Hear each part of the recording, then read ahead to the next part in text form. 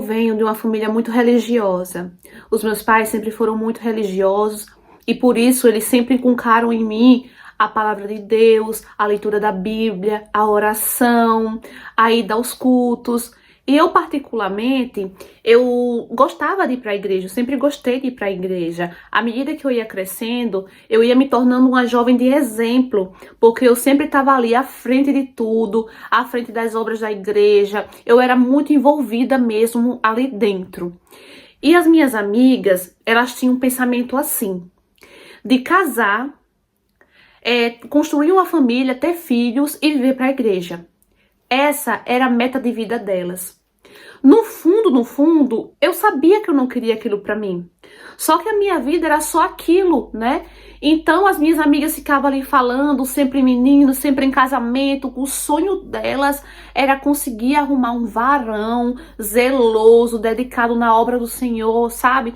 E eu, como eu vivia só ali naquele meio, eu acabava dizendo, é meu sonho também e tal. Só que no fundo, eu sabia que não era aquilo, só que eu ainda não tinha me encontrado, eu não sabia o que eu queria, né? Então eu dizia, meu sonho também. Eu ia nas ondas das minhas amigas, eu também não queria ficar por fora. Eu não queria ficar assim, isolada delas, não queria pensar diferente. Eu era muito assim naquela época, né? E teve um dia, passado uns anos, eu fui para um retiro. E eu sempre era acostumada a ir para retiro, né? Mas nesse retiro especial, eu conheci um irmão, né? Que também era da mesma religião, só que de outra congregação. Aí a gente se identificou, a gente começou a conversar, passamos todos os dias do retiro conversando. E ele me apresentou o grupinho de amigos dele, né? Porque sempre tem grupinhos, né? Nas igrejas, não tem pra onde correr. Me apresentou o grupinho dele e nisso eu fiz muitas amizades, algumas amizades, na verdade, né? E a gente, depois do retiro, continuou conversando por telefone. E nisso ele chegou pra mim e disse que aquilo já era um namoro. Ele falou, olha, Rebeca, isso aqui já é um namoro, eu tenho que falar com seus pais. E eu não queria, gente, porque eu não gostava tanto assim dele, né? Não gostava tanto dele, mas eu aceitei. Não sei porquê, mas enfim. Então ele foi falar com meus pais, né? Foi na minha casa, falou com meus pais amaram ele, gostou muito dele. E depois ele foi com os pais dele até na minha congregação, na igreja que eu frequentava. Foi com os pais dele conheceram os meus pais e todos falaram com o pastor. O pastor abençoou a nossa relação, nosso namoro, e a gente passou a namorar, né? E nisso, gente, eu sentia que ele era bem ríspido comigo às vezes, sabe? Ele era muito machista. Na época eu não entendia o que era, né? Depois, com o tempo, foi que eu fui percebendo. Aí escuta só, gente. Teve uma vez que teve um evento na igreja dele. E ele falou assim, vem, Rebeca, vem pra cá, pra minha casa, meus pais vão estar aqui e a gente vai pro evento. Só que não deu certo eu ir pra casa dele no dia, né, antes do evento. Então, o que aconteceu? Eu fui no dia. Quando eu cheguei lá, ele olhou assim pra mim, assustado, começou a me puxar assim pro cantinho lá da igreja, né, e começou a falar um monte de coisa comigo e eu sem entender o que estava acontecendo. E ele falou, essa sua saia. Gente, eu tava com a saia abaixo do joelho. A única coisa era que a saia era um pouco coladinha. Gente, eu nunca tive problema com aquela saia. Ninguém nunca veio falar nada comigo por causa da minha saia. E ele falando. E ele disse, eu nunca mais quero que você use essa saia, Rebeca. E nessa hora, gente, me acendeu uma luzinha na cabeça. Um alerta vermelho, digamos assim. E eu, sem pensar duas vezes, saí, fui embora. Fui embora, gente, sem pensar duas vezes. E nisso, quando eu cheguei em casa, ele me mandou uma mensagem enorme, falando que não era pra eu ter feito aquilo com ele passar aquela vergonha. Todo mundo da igreja percebeu, né, a forma que ele me puxou, que ele tava lá. Todo mundo percebeu que ele tava brigando comigo por alguma coisa. E os irmãos da igreja, ele falou que os irmãos da igreja ficaram perguntando o que foi que ele tinha feito comigo. E ele falou, nunca mais faça isso, Rebeca, nunca mais faça isso comigo, você tá ouvindo? E, gente, ele estava fazendo uma coisa que meu pai nunca fez comigo. Meu pai nunca gritou comigo, nunca. Eu tava achando aquilo um absurdo. Então, na mesma hora, eu falei assim pra ele: olha, não precisa se preocupar, porque eu nunca mais vou precisar ouvir isso de você. E falei: acabou. Aí o que aconteceu? Contei tudo pros meus pais. Meus pais ficaram horrorizados, me apoiaram, né? Só que o safado foi na igreja com os pais dele, falou com o pastor, inverteu tudo, gente. Ele inverteu tudo. Mais uma vez fui chamada para conversar, expliquei a minha versão, falei, contei a minha versão, na verdade, né? Só que o pastor me aconselhou a voltar com ele, vocês acreditam? Disse que isso era um teste de submissão, que nós mulheres deveríamos ser submissas ao homem, porque o homem era o cabeça da mulher. E ele falou assim: se eu não estava sendo submissa naquele momento que ele foi falar da minha saia, eu nunca ia ser submissa em casamento nenhum. E eu achei aquilo um absurdo, um absurdo. E eu falei pra ele: eu não vou voltar com ele. E, gente, eu saí daquela sala indignada. Nisso, menina já tava sendo mal falada na igreja toda, né? Ok, deixei pra lá, passou, nunca mais vi esse safado, evitava até de ir pros retiros. E depois disso, gente, eu comecei a pensar na minha vida, sabe? Eu comecei a pensar: meu Deus, não é isso que eu quero pra minha vida. Eu percebi que eu nunca quis casar, que eu nunca quis ser dona de casa, muito menos ser mãe, gente. Eu nunca tive essa vontade. Ok, admiro quem tem essa vontade, quem tem dom para ser mãe, mas eu nunca tive, entendeu? Cada um tem seus objetivos, seus gostos. E aqueles que as meninas tinham da igreja e que eu era ensinada a ter, não era o meu gosto. Então eu comecei a fazer faculdade, que sempre foi o meu sonho. Então eu comecei a fazer faculdade, conheci muita gente nova, pessoas de mente aberta, comecei a ter amizade com outras pessoas fora da igreja.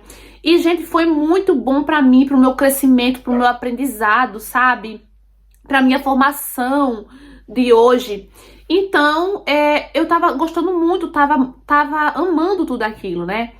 E eu continuava indo pra igreja, sempre gostei, mesmo com aquela confusão, aquela coisa que me deixou triste, mas eu sempre gostei de ir pra igreja, né? Eu sentia que só estando dentro de uma igreja que Deus estaria comigo, né?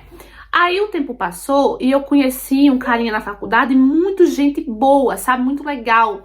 E a gente criou uma amizade. Nisso, ele teve um dia que me ofereceu uma carona e ele me levou até a porta de casa. Quando eu tava descendo do carro, uma irmã passou e viu eu descendo do carro. Cumprimentei a irmã, quem não deve não teme, né? Cumprimentei a irmã me cumprimentou e foi embora. E eu tranquila, entrei pra dentro de casa e meu amigo foi embora. Gente, a gente nunca teve nada, só amizade, por Deus, por Deus. Aí tá certo.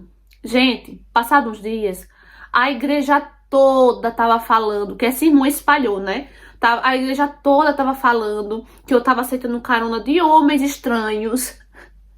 Gente, que eu já havia pecado há muito tempo, se é que vocês me entendem, né? Fui chamada de novo pra conversar por causa dessa bendita fofoca. Mais uma vez, contei a minha versão pro pastor. E o pastor falou assim: Rebeca, você não pode ter intimidade íntima com rapazes, você é uma moça. Será que você não entende isso? Olha só, seu nome tá na boca do povo. E eu falei pra ele: pastor, tá na boca do povo por quê? Por causa de uma fofoca. Porque eu tenho minha consciência tranquila e Deus tá vendo que eu não fiz nada de errado. Ele é só um amigo, me ofereceu uma carona e eu aceitei, qual o problema? E ele falou que não, que era um absurdo, que eu não podia fazer isso, que eu era uma jovem. E ele falou tanta coisa, eu disse: vó, Rebeca, vó, eu não julgo ele, sabe? Eu até entendo que ali era preocupação, sabe? Mas, gente, eu não tava fazendo nada de errado e nada do que eu falasse adiantava, sabe? E eu só me levantei e fui embora. Depois desse dia, gente, eu não me sentia mais à vontade na igreja. Eu parei de frequentar os cultos. E a minha mãe e o meu pai ali me encorajando, me incentivando a voltar, e eu não queria. Até que um dia eu criei coragem e falei pro meu pai e pra minha mãe que eu não queria mais ir pra igreja. Os pais ficaram horrorizados, ficaram chocados, tentaram dialogar comigo e eu falei que eu já tava decidida. Gente, eu posso dizer de todo o meu coração pra vocês, Foi a melhor coisa que eu fiz na minha vida. A melhor coisa. Porque hoje já fazem 10 anos que aconteceu isso, gente. E hoje eu realizei todos os meus sonhos. Eu não dependo de homem nenhum. Tenho minha dependência financeira. Não dependo de homem nenhum. Muito menos dos meus pais. Entendeu? Sou feliz. Não preciso de homem. Tô sozinha até hoje, entendeu? E eu continuo com Deus aqui, ó. No meu coração. Entendeu? Eu sinto que ele me ama, que ele não me abandonou, o que eu achava que ele estava comigo ali dentro, só estaria comigo dentro da igreja, não, ele tá comigo aqui também, sem eu estar lá dentro, entendeu? Já faz 10 anos, gente. Eu amo ler a Bíblia, eu faço bem às pessoas, que é o que Jesus pediu pra gente fazer, e eu tô feliz, gente, eu sei que Deus me ama, entendeu? Eu sei que ele me ama e que ele tá feliz por mim, porque eu tento... Eu sou imperfeita, mas eu tento fazer tudo que agrada a ele. Não tô aqui incentivando ninguém a deixar a igreja, a deixar a religião, não. Se você se sentir bem dentro de uma igreja, é seu direito, entendeu? Mas o que eu quero passar pra vocês com a minha história é... Não ache que se você sair de dentro de uma igreja, você não tem mais o amor de Deus, porque você tem sim, pode ter certeza. Então, amores, o que vocês acharam dessa história? Gente, essa história nos traz uma lição muito grande.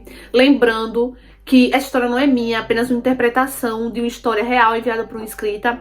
E, gente, deixando mais claro aqui o que ela falou no final. Ela e nem eu estou aqui para desincentivar ninguém a deixar de ir para a igreja. Não. É como ela falou, se você se sente bem e feliz dentro da sua igreja, é a sua vida, é a sua escolha. Entendeu? Mas infelizmente, gente, na maioria das igrejas existe sim contenda, divisão, fofoca, juízes, né? Eles se esquecem que o único que pode julgar é Deus, entendeu? Então, infelizmente, as pessoas são imperfeitas e isso vai acontecer. No caso dessa menina, ela não estava mais se sentindo bem com tudo aquilo. Ela tava com a consciência tranquila, que não tava fazendo nada de errado, né? Que tava ali, não quis, recusou, terminou o namoro, porque ela reconheceu, né? Um sinal de alerta muito grande, porque aquele irmãozinho era um machista, gente. Um pleno de um machista. Olha só, mal tava namorando com a garota e já queria podar ela, entendeu? Já queria podar ela da maneira dele. Entendeu? E a gente tem que ficar atenta a esses sinais. Muito bem para essa garota, para você que reconheceu esse sinal. Se todas as mulheres fossem assim, evitaria muito relacionamento abusivo, entendeu? Então, ela foi incentivada pelo membro da igreja, pelo líder da igreja, a perdoar o cara, a voltar com o cara, entendeu? Nem sequer, em nenhum momento ele pensou, não, ela não quer mais. Ele não respeitou, ela não quer mais, ela se sentiu ofendida pela atitude dele, né? E só viu o lado do rapaz, do irmão que tava namorando com ela, né? Muito bem pra ela. Mulheres, sigam esse exemplo. Se você tá assistindo esse vídeo, não aceite ser podada por homem. Se a sua consciência diz que você não está fazendo nada de errado, você não está, tá bom? O que importa é a sua consciência, tá? Se você pensa assim como eu, tá? Deixa aqui nos comentários, né? Se você acha também que nós precisamos de uma religião, sim, também deixa aqui nos comentários, tá bom? É sempre bom a gente ter opiniões diferentes e, é claro, vamos respeitar todas as opiniões. Se não fosse as opiniões diferentes, o mundo não teria graça, não ia fazer sentido, não é? Então é isso, meus amores. Espero que vocês tenham entendido a lição que eu quis passar com essa história, tá bom? E que vocês também tenham gostado da interpretação. Deixa o like, não esquece de deixar o joinha. Comenta aqui, gente. Comenta muito, por favor, pra gente engajar o nosso canalzinho, o nosso cantinho, pro YouTube me ajudar e tá divulgando pra mais pessoas nosso conteúdo, tá bom? Vamos engajar, gente. Vamos comentar, vamos curtir, tá bom? Se você for novo e caiu aqui de paraquedas, se inscreve aqui embaixo, ativa o sino da notificação na opção todos pra não perder nenhuma história, meu bem. Um beijo e tchau!